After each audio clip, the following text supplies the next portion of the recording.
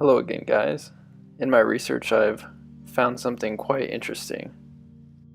So I understand that there are species of lizards that live underground, and perhaps they were similar to the prehistoric lizards that they spoke of in history. But I know that there is a humanoid bipedal lizard that doesn't have reptile DNA, but a separate DNA, and it is much smarter than just an evolved or an adapted lizard that tends to be just a little smarter than a chimpanzee. There definitely is a more advanced lizard that was here a long time and able to develop special technologies. Perhaps cloaking devices, teleportation, anything's possible. These creatures were overly aggressive, and they have dense skin that's hard, including scales, fangs, and other things. This gives them their reptile appearance. I happen to now believe that these are not only fallen creatures, offspring,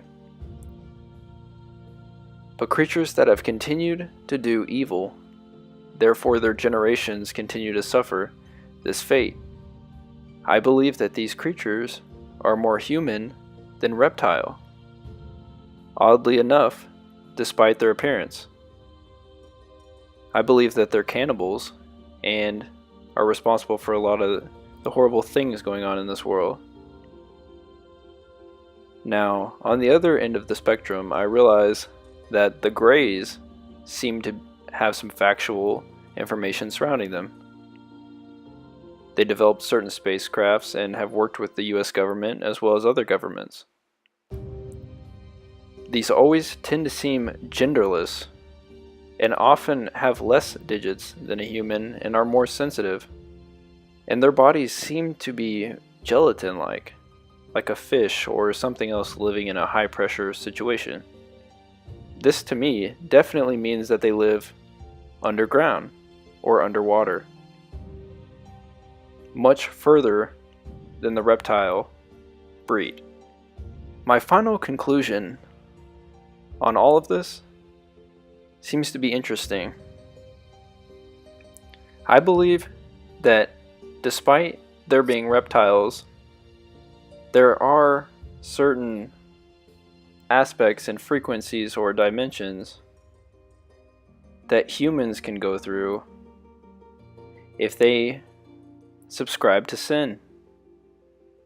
I believe that their generations suffer the consequences. I believe that the reptile families tend to become transgender, as in their identities are born into different bodies as a punishment. So sometimes some of these people may be telling the truth, where they think they're born in a different person, but they are suffering. And I won't get into what they have to do to cope with that. It's interesting. Now, the future humans seem to have no sexual parts. That would mean that they have to have artificial children, test tube babies, not a natural childbirth. Now, I know that humans are born with a soul, but I don't know if these different beings have a soul. I'm not sure. These genetic punishments seem to be quite a handful.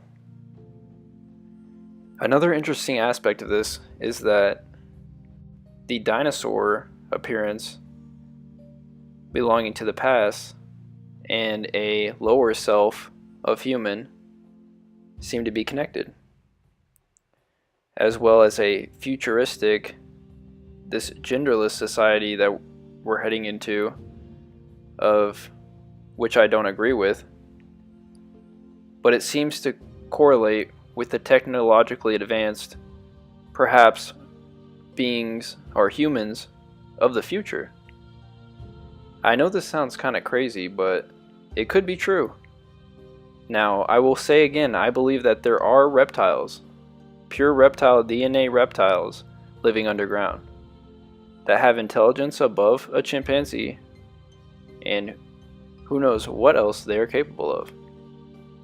But I think that there are a subspecies of human that are not reptile but have a reptilian appearance and have been here for a very long time. Their advantage is their past. The advantage of the gray type being is its future. Humans seem to be in the middle of everything.